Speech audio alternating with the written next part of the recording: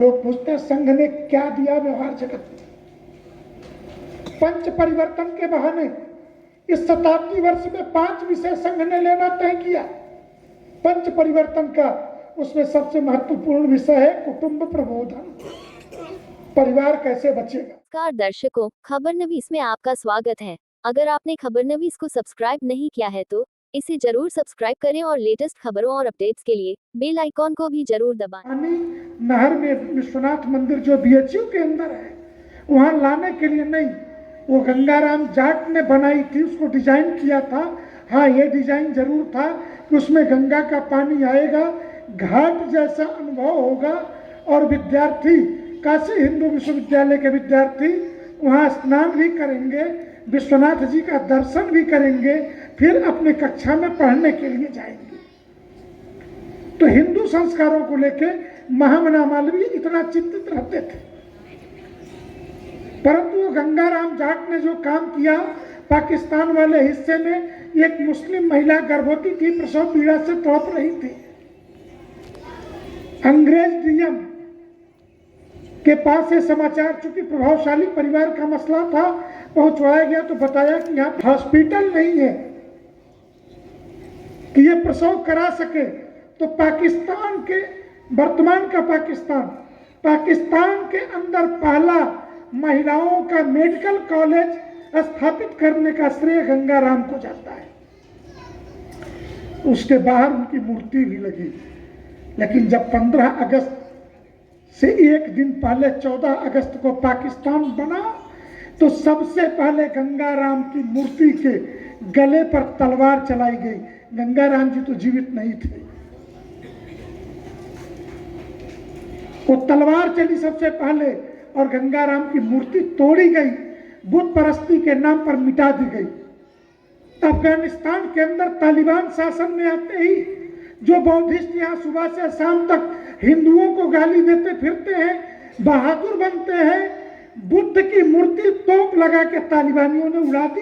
हिम्मत नहीं पड़ी किसी भारतीय बौद्धिस्ट को, नौ बौद्ध, अम्बेडकरवादी, चाहे जिसे कह लीजिए, किसी की आलोचना करने की औकात नहीं, किसी की हिम्मत नहीं पड़ी।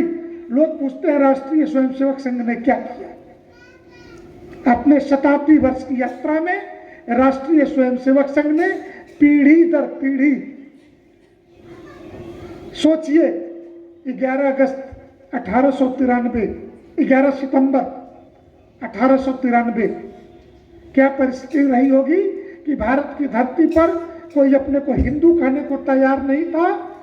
तो बंगाल का एक बालक नरेंद्र, जो विवेकानंद बना, अमेरिका के धरती पर शिकागो में जाकर के गर्व से कहो हम हिंदू हैं, और उनके 15 से 20 भाषण हिंदू धर्म के पक्ष में इस शीर्षक से हुए कि हम हिंदू धर्म के पक्ष में वकालत कर रहे हैं, ऐसे जैसे कोई मुसलमान हो और किसी हिंदू के पक्ष में मुकदमा लड़ रहा हो। थी लोगों की ऐसी परिस्थिति में जो लोग आज कहते हैं कि हिंदू राष्ट्र, अरे हजारों वर्षों से, लाखों वर्षों से ये हिंदू राष्ट्र ही है, लेकिन ये कहने की हिम्मत किसकी थी। और जब डॉक्टर हेडगेवार ने कहा राष्ट्रीय स्वयंसेवक संघ की प्रार्थना में, वयम हिंदू राष्ट्रांग भूता, हम हिंदू राष्ट्र के अंगभूत घटक हैं। लोगों ने कहा कौन कहता है कि भारत हिंदू राष्ट्र है।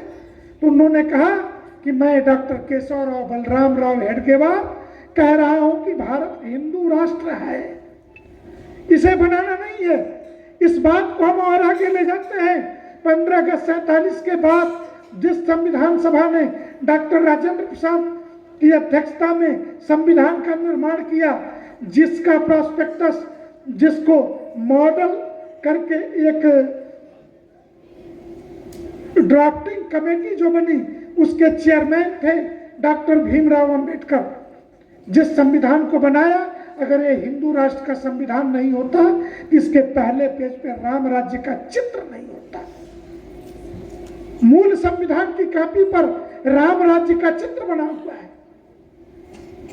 राष्ट्रीय स्वयंसेवक संघ 1925 में स्थापित हुआ। कुछ लोग देश में सवाल करते हैं कि संघ के स्वयंसेवकों ने स्वतंत्रता के आंदोलन में भाग नहीं लिया।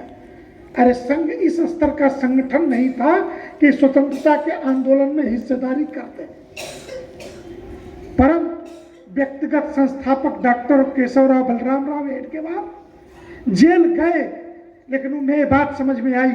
1914, 15, 16 महामना मालवीय इस कांग्रेस के अध्यक्ष थे। 1916 में महामना को यह बात समझ में आ गई थी कि ये कांग्रेस देश की आजादी की लड़ाई नहीं लड़ने वाली है, और अगर देश आजाद हो भी जाए, अंग्रेजों की मजबूरी है। भारत में तो हम कहते हैं कि हमने स्वतंत्रता संग्राम से देश को आजाद करा लिया। दुनिया में उस समय के समय में शताधिक से ज्यादा देशों पर ब्रिटेन का शासन था। उसमें से बाकी कितने देशों ने अपने स्वतंत्रता की लड़ाई लड़ी थी, स्वतः स्वतंत्र होते हुए चले गए थे। तो ये कहना इतिहास के साथ छल है कि स्वतंत्रता के संघर्षों से भारत स्वतंत्र हुआ। हाँ, ब्रिटिश फौज के विरुद्ध जर्मनी का साथ देकर सुभाष चंद्र बोस ने ब्रिटेन को कमजोर किया ताकि ब्रिटेन की सेना भारत में न रह सके। यह भी इतिहास का कटु सत्य है। और डॉक्टर हेडगेवार ने इंडिविजुअल स्तर पर स्वतंत्रता के आंदोलन में बहुत सारे ऐसे लोग थे कि जिन्होंने हिस्सेदारी की,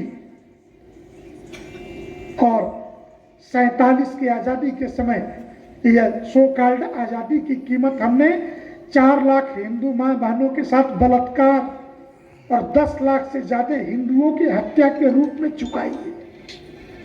15 अगस्त 1947 की आजादी आई, ये कीमत हमने चुकाई है। और आज जब हम शताब्दी वर्ष में बैठे हैं, हम यह कह सकते हैं कि कभी पाकिस्तान भी हमारे लिए भारी लगता था, और आज अमेरिका का राष्ट्रपति डोनाल्ड ट्रंप भी हमारी नजर में जोकर लगता है। तो उसका एकमेव कारण भारत का स्वयंसेवक प्रधानमंत्री है। आज देश का रक्षा मंत्री, देश का गृह मंत्री और 20 से अधिक राज्यों के मुख्यमंत्री स्वयंसेवक बैठे हैं। इसी राष्ट्रीय स्वयंसेवक संघ की शाखा की उपज है, जो गर्व से कहते हैं कि हम संघ के स्वयंसेवक हैं। आज बहस चल पड़ी है, अगर संघ ने आजादी में भाग नहीं लिया था तो अंग्रेजों से मित्रता मानी जाएगी। तो अंग्रेजों से मित्रता थी तो अंग्रेज जाते समय ये आजादी हमें सौंप करके जाते। कांग्रेस के सारे अध्यक्ष अंग्रेज हुए, और अंग्रेज अधिकारी थे, सभी सरकारों में अधिकारी थे, ये हुए। और वो लोग जब आरोप लगाते हैं कि आयातित या कि संघ ने स्वतंत्रता में भाग नहीं लिया, महामना मालवीय ने भी 1916 में कह दिया ये ऐसी स्वतंत्रता को प्रणाम है, मैं तो चला काशी हिंदू विश्वविद्यालय बनाऊंगा और उसमें पढ़ने वाले विद्यार्थी आगे चल के देश का नेतृत्व कर सके। इसके लिए महामना मालवीय ने काशी हिंदू विश्वविद्यालय 30 वर्ष बाद देश आजाद हुआ। बीएचयू की स्थापना के बाद कई पीढ़ियां पढ़ के निकल गई। बहुत बड़े बड़े नाम हैं जो काशी हिंदू विश्वविद्यालय के विद्यार्थी थे और बाद में देश की बागडोर संभाली। उसमें से बाबू जगजीवन राम सरीखे लोग भी थे।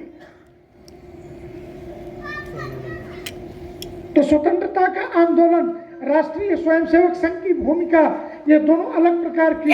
लेकिन संघ ने, हिंदू लोग पूछते हैं संघ ने क्या दिया व्यवहार जगत में।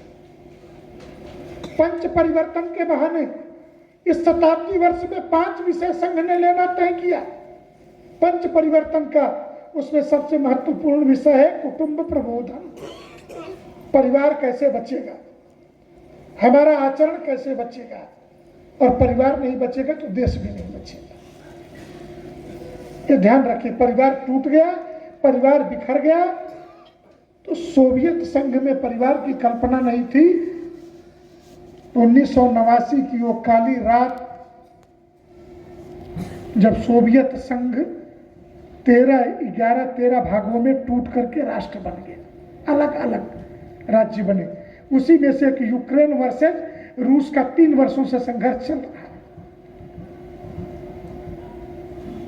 और जो लोग हिंदू समाज पे जातियों के आरोप लगाते हैं, शायद उन्हें पता नहीं है कि हिंदुओं की एकता के जो 2 प्रमुख कारण हैं वो ये है कि हिंदू का श्मशान और स्नान एक है। कुंभ के मेले में किसी ने किसी से किसी की जाति नहीं पूछी, स्त्री हो कि पुरुष हो, कौन बगल में नहा रहा है, जवान है कि बुढ़िया है, किसी ने किसी से नहीं पूछा। 67 करोड़ लोग आए, नहाए और गए अपने घरों को। और राजा की चिता जल रही है कि रंक की चिता जल रही है, महाविद्वान ब्राह्मण की चिता जल रही है कि कल्लू डोम की चिता जल रही है, ये कभी किसी ने नहीं पूछा। चिता तो उसी स्थान पे जल रही है जहां सबकी चिता जल रही है। लेकिन आप कल्पना कर सकते हैं, इस्लाम में सिया सुन्नी की कब्र में दफनाया नहीं जा सकता, सुन्नी बरेलवी के कब्र में नहीं बरेलवी, देवबंदी के कब्र में नहीं देवबंदी, अहमदिया के कब्र में नहीं, कोई किसी के कब्र में। और क्रिश्चियनों में 146 ऑर्थोडॉक्स हैं, रोमन कैथोलिक प्रोटेस्टेंट के चर्च में पूजा करने भी नहीं जाते।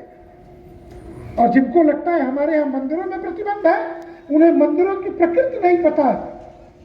शास्त्रगत रूप से मंदिर 3 प्रकार के होते हैं। एक मंदिर होता है निज मंदिर, यहाँ जितने लोग बैठे हैं सबके घर में इनके कुल देवता का मंदिर होगा, देवखुर जरूर होगा। जो लोग फ्लैट में भी रहते हैं वो पूजा का घर बना के रखते हैं, वो निज मंदिर है। निज मंदिर सार्वजनिक नहीं होता, उनके कुल देवी कुल देवता का, राजे महाराजे से लेकर के अब राजाओं के महलों के अंदर उनके कुल देवी के कुल देवताओं के। मेवाड़ के परिवार में महाराणा प्रताप के एक लिंग भगवान का मंदिर था, भगवान शिव का। तो क्या एक लिंग सार्वजनिक मंदिर हो जाएगा क्या? नहीं, महाराणा वंश का कुल देवता का मंदिर है, तो महाराणा वंश में जो पैदा होगा वो वहां पूजन करेगा। उसी प्रकार आपके घर के मंदिर में जो घर का व्यक्ति है वो पूजन करेगा, वो है निज मंदिर। दूसरा है तंत्र मंदिर। तंत्र मंदिर की निश्चित शर्तें होती हैं, उसके पूजा की विधि, उसके नियम। जैसे शनि सिंगड़ापुर, लोगों ने कहा अयप्पा मंदिर में महिलाओं को नहीं जाने दिया जा रहा है। कितने लोगों को पता है कि तमिलनाडु और केरल में मिलाकर के 36,000 अयप्पा के मंदिर हैं, और 36,000 मंदिर में से सिर्फ एक मंदिर है जिस अयप्पा मंदिर में महिलाओं का प्रवेश वर्जित है। अयप्पा स्वामी भगवान विष्णु को कहते हैं, और भगवान विष्णु के अयप्पा स्वरूप में जो बाल स्वरूप ब्रह्मचारी का स्वरूप है, उस ब्रह्मचारी के मंदिर में महिलाएं नहीं जाएंगी। बात इतनी सी है, शेष 35,999 मंदिरों में अयप्पा के जाइए प्रतिबंध नहीं है। लेकिन रजस्वला हालत में, अपवित्र अवस्था में हिंदू मंदिर को अपवित्र करना है, तंत्र के मंदिर को अपवित्र करना है। कहाँ गई वो प्राची देसाई नाम की लड़की जो शनि सिंगड़ापुर के मंदिर में अपनी चड्डी बनियान लेकर के सरे घुसी चली जा रही? इसलिए कि हिंदू मंदिरों को अपवित्र करना, इसके पूजा के नियम तोड़ना, और इसके लिए खूबसूरत सहारा कि महिलाओं के साथ भेदभाव है। हिंदू धर्म में महिलाओं का सम्मान नहीं है। अरे जो लोग हिंदुओं में महिलाओं के सम्मान की बात करते हैं उनको मैं बताना चाहूंगा इतना ही, इस्लाम में 2 स्त्रियों की गवाही बराबर 1 पुरुष की गवाही होती है। आज की डेट में पूरे दुनिया के 56 मुल्कों में जो शरीयत से संचालित है वहां स्त्री हाफ माइंड है। किसी भी वारदात के अवसर पर, और अमेरिका जैसा सो कॉल्ड सिविलाइज्ड कंट्री, आपको पता है कि मतदान देने का, कि महिला भी वोट दे सकती है, ये अधिकार कब दिया है उन्होंने? 1975 में। गूगल पे सर्च मार के देख लो, 1975 में भारत में श्रीमती इंदिरा गांधी इमरजेंसी लगा के बैठी थी, तब अमेरिका के अंदर महिलाओं को वोटिंग राइट मिल रहा था। और डोनाल्ड ट्रंप दोनों बार राष्ट्रपति महिलाओं को ही हरा के हुए हैं। अमेरिका के इतिहास में कभी कोई महिला राष्ट्रपति आज तक नहीं बन सकी, आज तक, टिल नाउ। और वो लोग महिला सम्मान की बात करते हैं। जिनके यहाँ लास वेगास जैसे वेश्या बाजार विकसित होते हैं वो महिला सम्मान की बात करते हैं। जिनके यहाँ ये वेश्यावृत्ति का पेशा संवैधानिक है, कानूनी है, वो लोग भी महिला सम्मान की बात करते हैं। अरे महिला सम्मान जानना हो तो भारत की पवित्र धरती से सीखो, जहां रामायण और महाभारत जैसे दो पवित्रतम ग्रंथ नारी के सम्मान के कारण लिखे गए हैं। सीता का अपहरण नहीं होता तो लंका न जलती, न रावण का वध होता। सिर्फ सीता के सम्मान के लिए समुद्र के ऊपर सेतु बना दिया। ये भारत की संस्कृति थी और नारी का सम्मान था। नारी का सम्मान मनुष्य क्या करेगा? अरे एक गिद्ध, एक पक्षी, ये जानते हुए कि रावण बहुत ताकतवर है, लेकिन इतिहास में यह न दर्ज हो कि भारत का पक्षी नारी के सम्मान के लिए लड़ा नहीं, इसलिए जटायु लड़ा।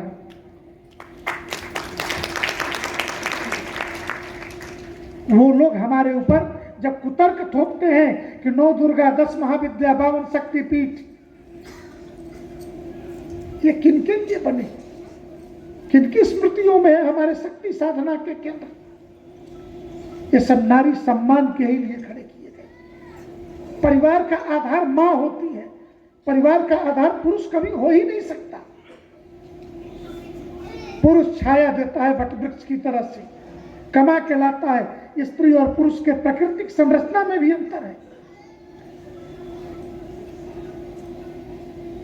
इस धनुष को जो तोड़े उसी से इसका विवाह हो सकता है। जनक ने कभी यह नहीं कहा कि ब्राह्मण तोड़ेगा कि क्षत्रिय तोड़ेगा, वैश्य की शूद्र। जनक के लिए योग्यता सिर्फ इतनी थी कि यह धनुष भंग जो करेगा उसके साथ मेरी बेटी का विवाह होगा। ये होती है स्वतंत्रता बेटी के लिए। द्रुपद ने जात नहीं तय की थी, मछली के आंख में निशाना लगाओ धनुष से।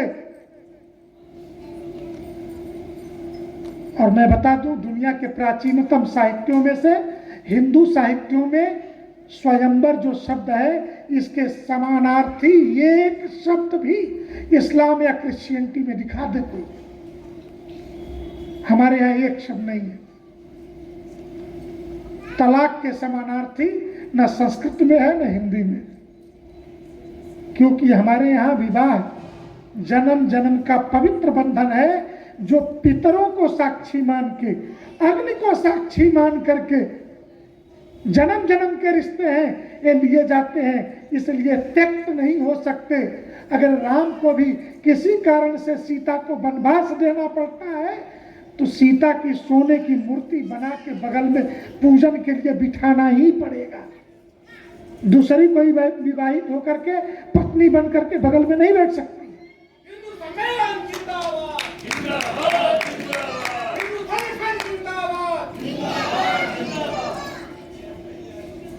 हमें सनातन धर्म के मूल संरचना को समझना होगा। हमारी जातिगत भेदभाव कहीं नहीं है, अस्पृश्यता शास्त्रीय शब्द नहीं है। और जातियों का भेदभाव अगर होता हिंदू समाज के अंदर तो कभी 400-500 साल पहले राजस्थान के मेवाड़ की महारानी मेड़ता की बेटी मीराबाई काशी में आकर रैदास की चेली नहीं बनती। कभी 5000 साल पहले भी जातिगत भावना होती तो कभी मछुआरन के गर्भ से जन्मे कृष्ण द्वैपायन वेदव्यास नहीं बनते, जिन्हें मौखिक वेद को लिखित रूप में धरती पर लाने का श्रेय जाता है। तो सनातन हिंदू धर्म के जो लोग मनुस्मृति को गालियां देते हैं, मनुस्मृति को आधार बनाते हैं, मनु महाराज तो कहते हैं कि शूद्र कुल में उत्पन्न व्यक्ति भी अपने आचरण से ब्राह्मण के समान आदर प्राप्त कर सकता है। रत्नाकर ने वाल्मीकि के रूप में, आदि कवि के रूप में वो सम्मान प्राप्त किया कि नहीं किया? दक्षिण भारत के कर्नाटक में एक संत हुए कनकदास, और जिनको नारी, मैं पुनः विषय को लेकर वहीं आ रहा हूं, जिनको भारत में नारी सम्मान और नारियों की शक्ति के बारे में जानना हो, एक ही कालखंड में 3 महिलाएं हुई हैं। किसी पुरुष का नाम मुगलों के द्वारा तोड़े गए मंदिरों के जीर्णोद्धार के लिए, पुनरुद्धार के लिए किसी पुरुष का नाम नहीं आता है। 3 महिलाएं, गुजरात से बैजाबाई और बंगाल से रानी रासमणी और मध्य भारत से इंदौर से अहिल्याबाई होलकर। रानी रासमणी शूद्र परिवार से थी, बैजाबाई अति पिछड़े परिवार से, और गडेरिया की बेटी थी अहिल्याबाई होलकर। और इन्हीं तीनों महिलाओं ने स्वतंत्र निर्णय के आधार पे आज जिस काशी विश्वनाथ के मंदिर में आप पूजन कर रहे हैं, वो मंदिर 1771 में अहिल्याबाई होलकर ने बनवाया। रानी रासमणी ने दुर्गा कुंड के मंदिर का जीर्णोद्धार किया है। जाना कभी बोर्ड देख लेना, रामकृष्ण परमहंस अपने साथ लेके आए थे रानी रासमणी को 18वीं सदी में। तो निर्णय लेने की सामर्थ्य, और अगर हम अपनी बेटियों को पढ़ाते नहीं होते तो 2500 साल पहले भी भगवत पाद शंकराचार्य से शास्त्रार्थ के लिए सहरसा में मंडन मिश्र की पत्नी उभय भारती इतनी पढ़ी लिखी तो थी कि भगवत पाद शंकराचार्य और मंडन मिश्र के शास्त्रार्थ में निर्णायक बन करके बैठी। शास्त्रों का सम्यक ज्ञान था तब तो क्या उभय भारती के पिता ने इतना पढ़ाया था? तो ये मिथक जो बीच के कालखंड में गढ़े गए हिंदू समाज को तोड़ने के लिए, लोग कहते हैं सावित्रीबाई फूले, मेरे मन में उनके प्रति बड़ा सम्मान है, लेकिन यह कहना कि पहली पढ़ी लिखी दलित महिला थी तो उनको पढ़ाया किसने और पढ़ने का अधिकार किसने दिया? कोई तो स्कूल रहा होगा जहां दलित की बेटी को पढ़ने का अधिकार मिला होगा, घर में तो नहीं पढ़ा होगा। अंबेडकर जो टाइटल है महाराष्ट्र की, वो ब्राह्मण टाइटल है, ये ब्राह्मणों की टाइटल है। ये टाइटल बाबा साहब भीमराव को अम्बेडकर टाइटल उनके अपने टीचर ने दी थी। तो हिंदू समाज में कभी जातिगत छुआछूत की इतनी भावना नहीं थी, लेकिन हिंदू समाज को तोड़ने के लिए आज मुझे ये कहने में बहुत संकोच होता है। संभव है संघ का कार्यक्रम है तो बीजेपी के भी कुछ नेता यहाँ परिवार के हिस्सा है तो जरूर आए होंगे, और वैसे भी गाजीपुर में हर तीसरा व्यक्ति नेता है। ये जिला ऐसा है, ये कहीं, चूंकि मैं भी इस प्रांत में काम किया हूँ तो मुझे इस प्रांत की पृष्ठभूमि के बारे में पता है कि एक घर में 4 भाई हैं तो 4 दलों में काम करते हैं, विचारधारा से कोई लेना देना नहीं है। चुनाव के टाइम एक ही मकान पर 4 झंडे भी टंगे मिल जाएंगे आपको इस जिले में। अद्भुत जिला है अपनी तरह का ही। मैं एक बात कहना चाहूंगा, चुनाव जीतते हैं हिंदू नेता के नाम पर, हिंदू हृदय सम्राट, और जीतने के बाद जब आप अपनी अपनी जातियों के नेता होते हैं तो कभी बंद कमरे में आईने के सामने खड़े होकर अपने गिरेबान में झांकना कि हिंदू समाज के साथ न्याय कर रहे हो या अन्याय कर रहे हो, राजनीति करने के लायक भी हो कि नहीं हो, ये जरूर विचार करना। हिंदू समाज तो अपने 100 वर्ष के संघ के शताब्दी वर्ष की यात्रा में वहां पहुंचा कि 1984 में 2 सांसद थे, दोनों को हिंदी नहीं आती थी। एक गुजरात से थे, गुजराती बोलते थे, और एक आंध्र प्रदेश से आए थे, तेलुगु बोलते थे। लेकिन आज दुनिया के सबसे बड़े राजनीतिक दल है, उसके सभी की पोस्टों पर स्वयंसेवक ही बैठे हुए हैं। प्रत्येक इंटरव्यू में वो गर्व से कहने की स्थिति में होते हैं वो स्वयंसेवक कि हाँ, हम राष्ट्रीय स्वयंसेवक संघ के स्वयंसेवक हैं। पार्लियामेंट की बहस में गरज करके बोलते हैं, अब कुंठा नहीं है, किसी प्रकार की गिल्टी नहीं है कि हम संघ के स्वयंसेवक हैं, अन्यथा सफाई देनी पड़ जाती थी। एक मैं 2 दिन पहले श्रद्धेय अटल जी का एक पुराना वीडियो सुन रहा था और उन्हें सफाई देनी पड़ी थी। हाँ, हम संघ के स्वयंसेवक हैं, लेकिन हमारे कार्यों पर संघ का दबाव नहीं रहता है। क्या अमित शाह या नरेंद्र मोदी जी को सफाई देने की जरूरत है आज? कहता हाँ, हमारे कार्यों पर राष्ट्रीय स्वयंसेवक संघ के आदर्शों की अमिट छाप है, ये कहते हैं। उस समय कमजोर थे तो मजबूरी थी, आज ताकतवर हैं। और राष्ट्रीय स्वयंसेवक संघ अगले अपने शताब्दी वर्ष में अगले और 50 वर्षों का एक ढांचागत विकास की तरफ बढ़ चला है। और ये विकास ऐसा नहीं है। मंदिर केंद्रित अर्थव्यवस्था और त्योहार केंद्रित जीडीपी। आप कहेंगे ये कौन सा वो है? पूरे दुनिया की अर्थव्यवस्था दो ही कारणों से चलती है। एक खांचे में है सेक्स, वेपन्स और ड्रग्स। या तो उस देश की पहचान वेश्यावृत्ति के लिए है, मौज मस्ती के लिए है, टूरिज्म की आड़ में, या उस देश की पहचान दुनिया में हथियार निर्यातक के रूप में है। हथियार बनाना और बेचना, घातक हथियार, और हथियार बेचे किसे जाए तो उसके एक बड़े कमीशन के भाग से हर समय दुनिया में युद्ध चलता रहे, गोले फूटते रहे, इसका भी इंतजाम षड्यंत्र पूर्वक किया जाता है। और तीसरा कि ड्रग्स के आधार पर पिछले एक वर्ष में भारत में 42,000 करोड़ रुपए के नशीले पदार्थ नष्ट किए गए। ये भारत में ड्रग्स सप्लाई के 2% है, सिर्फ 2% है। एक अर्थव्यवस्था ये है, और दूसरी अर्थव्यवस्था जो हजारों वर्षों से हमारे द्वारा संचालित थी, वो थी मंदिर केंद्रित अर्थव्यवस्था। ये अफवाह फैलाई गई, षड्यंत्र किया गया कि मंदिरों से तो ब्राह्मणों के पेट पलते हैं, मंदिर क्या रोजगार देगा। लेकिन पलट के किसी ने नहीं पूछा कि चर्च कितना रोजगार देता है, मस्जिदों के हाजी गाजी नमाजी पाजी ये कितना रोजगार देते हैं। इस देश में आजादी के समय 30,000 से कम बची हुई मस्जिद आज 3 लाख से अधिक मस्जिद जो बनी है, ये कितना रोजगार देती है। देश के जीडीपी में इनका क्या योगदान है, कभी ये पूछने की हिम्मत किसी अर्थशास्त्री की नहीं हुई। लेकिन श्री राम जन्मभूमि पर मंदिर निर्माण के समय बार बार यही प्रश्न होता था कि मंदिरों से किसी को रोजगार मिलेगा क्या, मंदिर से किसी के पेट पलेंगे क्या। आज मैं पाकिस्तान में आटा का रेट देख रहा था, 350 रुपया किलो है, 900 रुपये किलो वहाँ पे चीनी बिक रही है, लोग भूखमरी के शिकार हैं।